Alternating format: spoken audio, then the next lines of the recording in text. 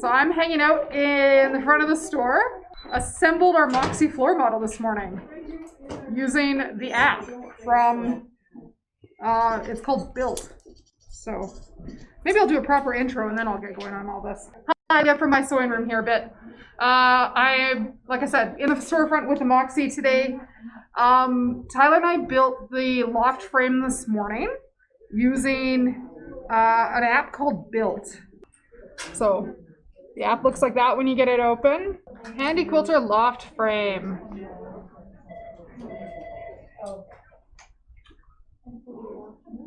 So it goes through step by step of how to build the entire frame, which is really cool. But the app is really, really nice because every step in here shows you what tools you need. And you can zoom in and rotate.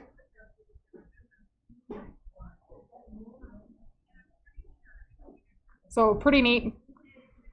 And then when you go to put a piece in, it'll highlight that piece for you. And if it's something like a screw, it'll pull up the part number and show you a detailed picture of the screw. We'll pull up information for what that leg piece is. So if you were missing a piece in the box, really easy to send me a message and say, I'm missing this piece. So it'll show you exactly what that screw will look like when you need a screw. Very slick. It was nice to work with, other than we probably could have used it on 2 devices because it kept being like 8 feet away from where I was. So that was super cool, and it also will also read out directions for you. Mm-hmm. So we found that out partway through. The loft frame cannot be set up at 4 feet, as I initially thought. So that was a surprise. Like I said, we're set up at 8 feet. Lots of the pieces are 4 feet wide only, but not all of them. So you can't set it up at just the 4 feet. It will be set up at 8 feet. If you want it set up shorter, I'd say you want to go to the little foot frame that the Simply 16 is on. Once we got it all set up, the rails go in and out in a really interesting way. There's no screws holding the rails in. It's almost like a vacuum cleaner. So push button there. Pushes through and latches in place. So all 4 rails have button ends on them to hold them on the frame, which is really neat. So if you were in a space where you needed to collapse this back a little bit when you're not using it, it would be fairly doable. Or if you're worried that you have to move, it would be doable. When I set the frame up today, we set it up in what's called the low configuration. Most of the time here in the store, if you've been into our long arm department, we float our quilt tops. So we roll our backing on the first bar and then lay our batting and quilt top on top. The front bar here is for your quilt top. Generally, I don't roll those because I'm lazy. That's really the main reason. It works fine without. Batting is pretty sticky, so it'll hold your quilt top to your backing. It seems to work just fine. If you're really concerned, you could by all means roll that quilt top onto this bar still, and it would be okay. So footprint information is on the back of the brochure.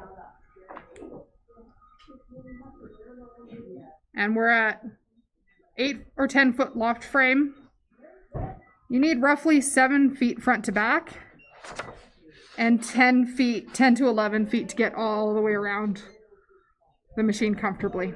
You could also set it up on the little foot frame, which you need about a dining room size area, not your full basement. Once you're ready and set up, ready to quilt, I also didn't put our proper leaders on here because I didn't want them getting all dirty at the storefront. That's been known to happen around here. So I've actually just used fancy blue painter's tape to hold my quilt back on, which is not the proper way of doing things, but it totally works. So on screen, when you turn the machine on, you're on the home screen. There's a bunch of different options in here. And to get into the different options, this isn't a touch screen. You'll need to use the plus minus buttons to get yourself into the settings menu, essentially is what it is. And then you're able to go in and change a whole bunch of different settings on the machine. To scroll through them, it's a plus minus to scroll across the screen. So you can scroll through all of those options. And the home button will get you back to your home screen. We're going to go back through and change from precision to a different mode. And then you can use your needle up down button to get into that menu item. So on the Moxie, you have 3 different modes that you can run in. You can run in what's called precision, which will stop quilting when you stop moving. So the needle's going to stop up and it's going to wait for you to move onward that next distance. So if you're stitching 10 stitches per inch, it's going to wait for that stitch distance, which is a stitch length if you convert it back the other way. It's like miles per gallon and kilometers per 100 liters. Not measured the same, but same thing, different units. So precision is going to go that way. Cruise is going to give you a base idle rate. It's going to behave a little bit differerly. And then manual is your last option. It won't use the stitch regulation on the machine. So the machine is stitch regulated. Manual you might want to do if you're doing art quilting and you want long stitches and short stitches for texture. Completely different. Most of us, when we get quilting on a machine like this, you'll probably start in precision, because if you stop to think, the machine will stop stitching. So to pull up your bobbin thread and get started, use your needle up, needle down button on your left handlebar. Needle up, needle down will allow you to pull up your bobbin thread. If you cut it last time. If you didn't, it won't. Well, you're already going to have a messy quilt top. So again, to pull up your bobbin thread wherever you want to start, use your needle up, needle down button, hold onto your top thread, needle down, needle up, give the machine a little wiggle, and your bobbin thread will pull up, and then you can hold on to both those tails and get started. When you first get started, you might want to do a couple needle up, needle downs in place to secure that stitch, and then you're ready to start quilting. On the Moxie, you do not need to hold the start stop button. You just need to tap it to turn it on, and the home icon on screen turns green. And I'm at the part of the frame that's not quite level.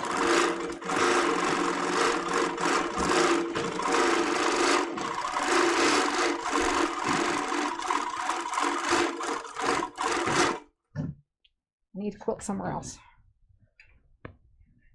We didn't get the carriage quite rolling totally smooth yet.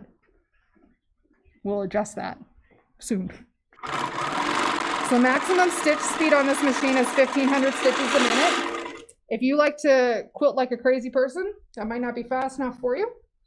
But if you're new to long arming and focusing on staying within a block or staying within a bounding area, 1,500 stitches a minute is probably going to be pretty comfortable. If it beeps at you, you've outrun the stitch regulator. So precision mode, it will stop when you stop in a corner if you stop to think. We could change it into cruise mode, which is where I'm usually more comfortable. And this is a very personal thing. Not everybody's going to be happy quilting the same way. So 10 stitches per inch, cruise of 500 is kind of the base idle rate, is what that works out to be. And we're back on the home screen. So let's get this started. In cruise, the machine will keep stitching in place if you stop moving. This will give you sharper points and smoother curves.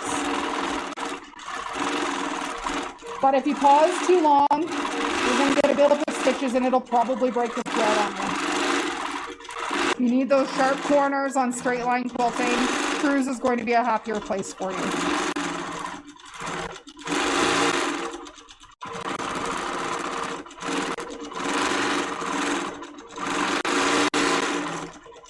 And then there's always manual mode. So manual mode will not use the built-in stitch regulation. And it's just going to be set at whatever speed you set it at. Because there's no foot pedal to control the speed on here. I think I'm back on the home screen. So this, if you don't move your quilt machine fast enough for how fast the machine is moving, you're going to get really long stitches. If you move it too slow, you're going to get really, really tiny little stitches. Great if you need art quilting and you need the texture of different stitch lengths. Most of us are trying to avoid that when we buy a long arm.